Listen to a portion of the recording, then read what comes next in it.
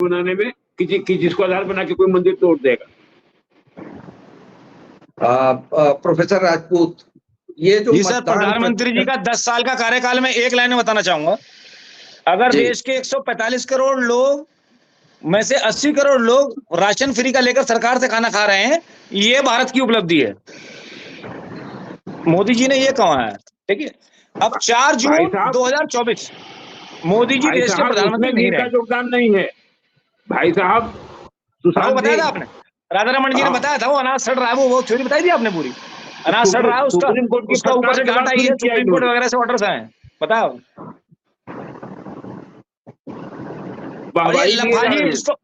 इनकी लफाजी को मैं 3L में पहले डिफाइन कर चुका हूँ जी। ये लोफर, लफंडर, लफाज, 3L का कॉम्बिनेशन इनके पास। मैंने बाद में दोबारा जोड़ा इसमें LLB, उससे भी उसकी भी कमी रह गई।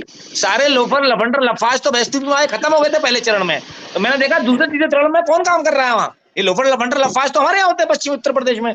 फिर मैंने LLB जोड़ा, उसमें लुच्चा, लफंगा, बदमाश 2L और जुड़ गया उसके अंदर, है ना। अब वो भी जुड़ गया उसके अंदर।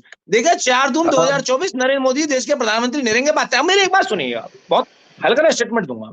अगर मोदी जी ये चुनाव जीत रहे थे, उन्होंने कहा 400 पार, 420 पार, लोगों ने 540 पार, यूपी में 85 पार। अगर प्रधानमंत्री नरेंद्र मोदी जी 2024 का लोकसभा चुनाव जीत रहे थे, मुझे ये बताइए उन्होंने अपनी स्ट्रेटेजी में आखिरी समय में प्रशांत किशोर को क्यों अपने साथ लिया। प्रशांत किशोर कोई जादूगर पास आया क्या कि सुई घुमाएगा डेट चेंज कर देगा इलेक्शन का।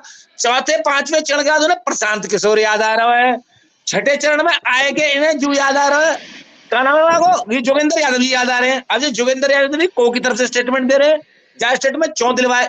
जब आप 400 सीट दे रहे हो तो आपको योगेंद्र यादव जी की तरफ से स्टेटमेंट क्यों दिलवाना पड़ा।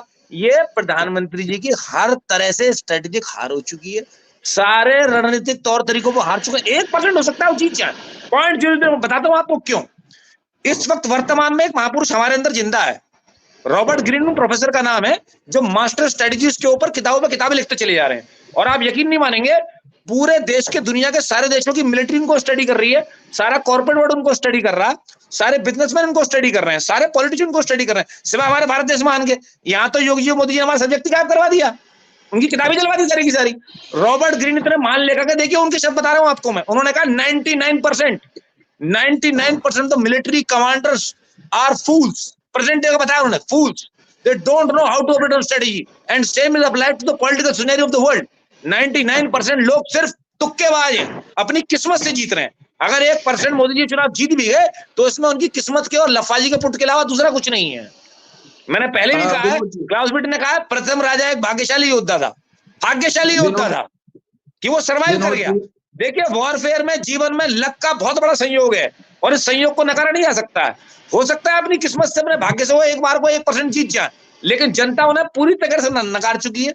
ना जनता के साथ वो संवाद कायम कर पाए, ना जनता के अंदर उस प्यार को कायम रख पाए, ना जनता के अंदर उस डर को कायम रख पाए हैं। वो आज जनता उनसे नफरत करने लगी है। वर्स्ट सिचुएशन में क्या आपने डिस्क्राइब करी है कि जब जनता राजा से घृणा करने लगे, उससे बुरी स्थिति उस राजा के लिए कोई और दूसरी नहीं हो सकती, और उस देश का सत्यानाश तय है। मोदी जी उस स्थिति पहुंच चुके हैं कि जनता मुझसे घृणा करने लगी है। अच्छा देखिए, डरा हुआ विपक्ष, अभी हमारे सामने विधायक के फादर को बिठा रखा थाने में, सारी चीजें आ रही है हमारे चैनल पे। विपक्ष को डराया जा रहा है, पत्रकार को बेचा जा रहा है, और लोग वोट डालने वाला सो रहा है। और इससे प्राणघातक स्थिति आप लोकतंत्र के लिए क्या लेंगे। अब इन बातों को कैसे शुगर कोटेड कहलवाएंगे क्या क्लासरूम में बैठ के। ये बातें तो चीख के और चिल्ला के कही जाएंगी, ये बातें तो ब्लड प्रेशर हाई करके कही जाएंगी, ये बातें विनम्रता से नहीं कही जाएंगी साहब। परिवर्तन हो रहा है देश के अंदर, क्रांति आ रही है देश के अंदर। और प्रधानमंत्री 10 साल के रिपोर्ट कार्ड में हर मोर्चे पे फेल। मिलिट्री का सत्यानाश मार दिया, आर्मी का सत्यानाश मार दिया। आम आदमी के 2014 में पैंट उतार ली, 19 में शर्ट उतार ली, मिलिट्री का नाश मार दिया, किसानों का नाश मार दिया, युवाओं का नाश मार दिया, महिलाओं का नाश मार दिया, सारे खेलों का नाश मार दिया, किसानों का नाश मार दिया, सारी जमीन काट डाली, जंगलों का नाश मार दिया।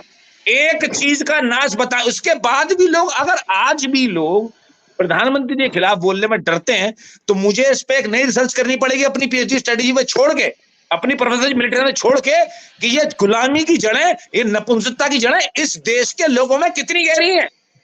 कहीं भारत देश का 5000 साल का इतिहास गुलामों का इतिहास तो नहीं है कहीं।